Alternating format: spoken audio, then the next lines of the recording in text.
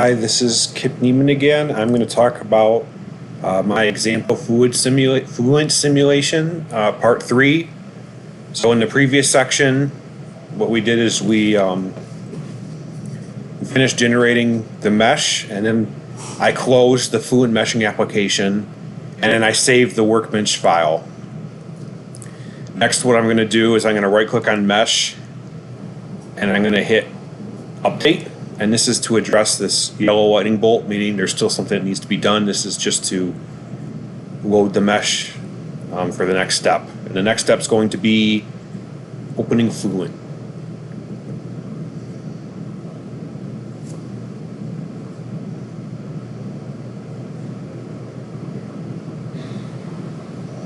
To open Fluent, I'm going to right-click on Setup and click on Edit.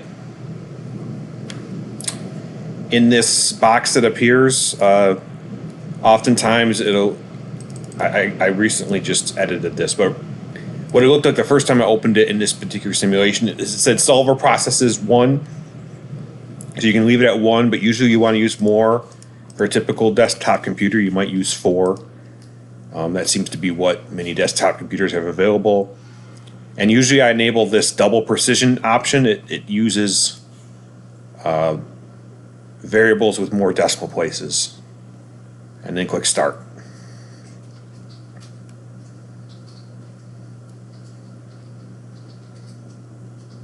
And then wait for it to load.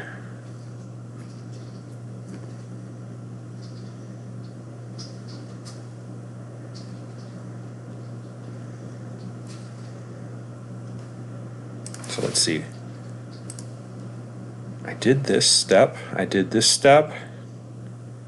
Next, I'm going to talk about, in this particular simulation, I just picked some settings. What I did in particular, so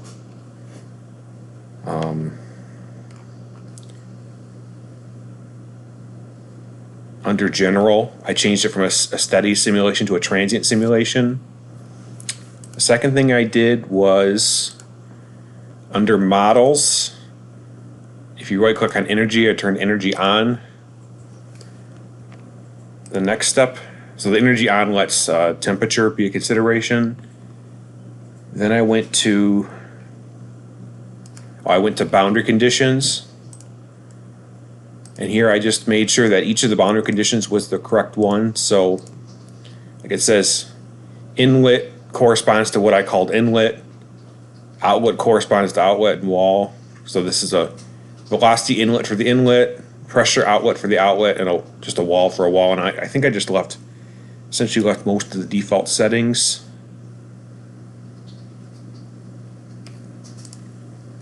Then the only thing I changed was in the inlet. If you double click on the inlet, it'll give you settings that you can change, and I changed it to velocity magnitude of 2 meters per second up from 0, because otherwise there will be no fluid flow.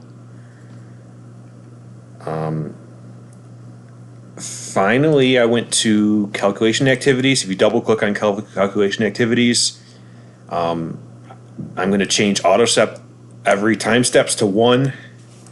For a transient simulation, usually you want something like this so it saves at each time step. Otherwise, it'll only save the final step in your simulation. Let's see. Oh, and then this is just like how to run the simulation. So if you double click on initialization, you can just do a standard initialization. Just click on initialize. Sometimes you can switch it to a hybrid initialization if you have issues with the solution not converging. Then I went to run calculation, and I'm going to make 10 time steps of 1 second each. And I actually don't remember exactly how many iterations, but I'll do like 100, I guess. And so now the simulation should be all set up. I can click on calculate and it'll start the calculation. And what you will see is the residuals basically telling you the simulation is converged. They start at it makes a lot of noise, doesn't it? At the start of each time step, the residual starts high and then it decreases as more iterations until it reaches some sort of convergence point. And it repeats this at every time step for a transient simulation. For a steady simulation, it actually doesn't spike back up because there's no time steps. And so in this case, my simulation is complete and I can close Fluent. And so basically I ran the simulation. It doesn't have any user-defined functions yet. But this is just the regular simulation. I guess I didn't talk about this in the slides, but I'll briefly mention looking at results. If I go to results and click on edit, this is a way you can look at your different solution results. And later on, I will show you how to print out results using user-defined functions.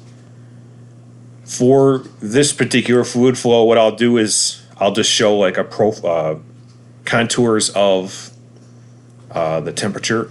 So I go to insert and I go to location and click on plane.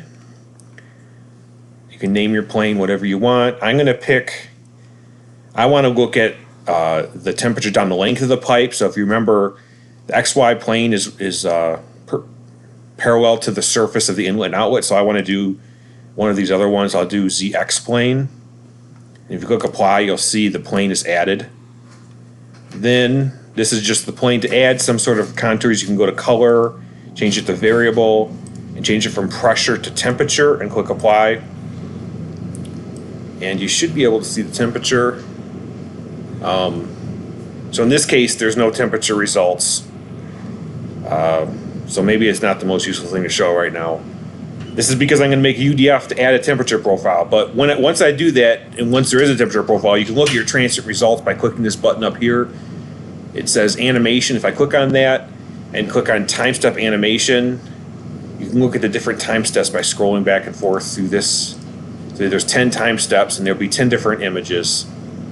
I'll show this again later when there's actually results to look at. Right now there's nothing because there's no temperature boundary condition. So it's going in and coming out of the same temperature. Anyways, next I will talk about part 4.